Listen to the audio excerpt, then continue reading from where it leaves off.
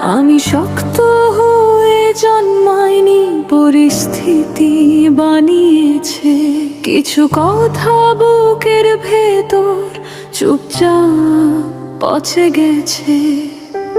রাতে ঘুম আসে না এখনো, চোখ বন্ধ করলেই সব দেখি। যারা বলেছিল সব ঠিক হয়ে যাবে তারা আর পাশে নেই।